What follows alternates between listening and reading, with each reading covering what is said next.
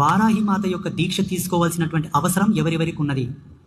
ముఖ్యంగా భూ సంబంధిత వ్యవహారాలు ఉన్న వాళ్లకు, కోర్టు సమస్యలు ఉన్న వాళ్లకు, వివాహ సంబంధిత వ్యవహారాలలో ఇబ్బంది పడుతున్న వాళ్లకు, సంతాన సాఫల్యత లేని వాళ్లకు, రుణబాధలు ఉన్న వాళ్లకు, ఆర్థిక అభివృద్ధి లేని వాళ్లకు, ఇంట్లో అశాంతి, చికాకులు, తరచు గొడవలు అవ్వడం, వీటన్నిటికన్నా శత్రు భయం ఉన్నవాళ్ళు తప్పకుండా వారాహి మాతను పూజించాలి.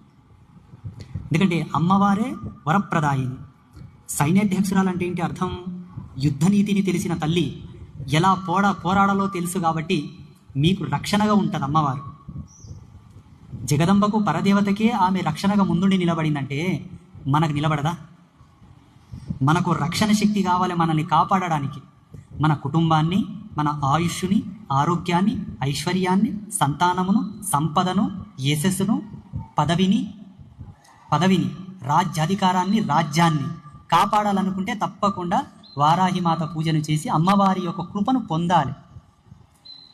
అమ్మవారి కృపను మనం డౌన్లోడ్ చేసుకోవాలి, ఇన్పుట్ చేసుకోవాలి.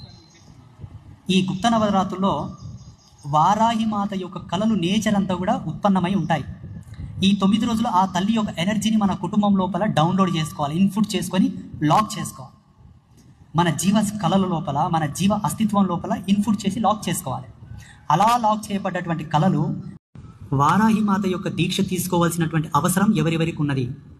ముఖ్యంగా భూ సంబంధిత వ్యవహారాలు ఉన్న వాళ్లకు, కోర్టు సమస్యలు ఉన్న వాళ్లకు, వివాహ సంబంధిత వ్యవహారాలలో ఇబ్బంది పడుతున్న వాళ్లకు, సంతాన సాఫల్యత లేని వాళ్లకు, రుణబాధలు ఉన్న వాళ్లకు, ఆర్థిక అభివృద్ధి లేని వాళ్లకు, ఇంట్లో అశాంతి, చికాకులు, తరచు గొడవలు అవ్వడం, వీటన్నిటికన్నా శత్రు భయం ఉన్నవాళ్ళు తప్పకుండా వారాహి మాతను పూజించాలి.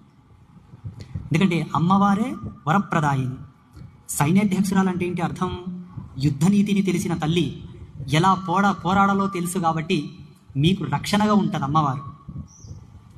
జగదంబకు పరదేవతకే ఆమె రక్షణగా ముందుండి నిలబడిందంటే మనకు నిలబడదా? మనకు రక్షణ శక్తి కావాలి మనల్ని కాపాడడానికి.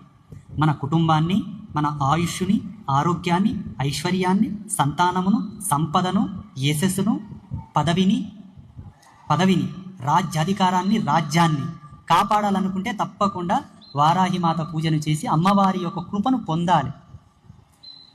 అమ్మవారి కృపను మనం డౌన్లోడ్ చేసుకోవాలి, ఇన్పుట్ చేసుకోవాలి. ఈ గుప్త నవరాత్రుల్లో వారాహిమాత యొక్క కళలు, నేచర్ అంతా కూడా ఉత్పన్నమై ఉంటాయి.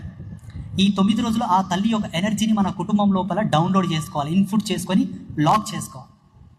మన జీవ కళల లోపల, మన జీవ అస్తిత్వం లోపల ఇన్పుట్ చేసి లాక్ చేసుకోవాలి. అలా లాక్ చేయబడ్డటువంటి కళలు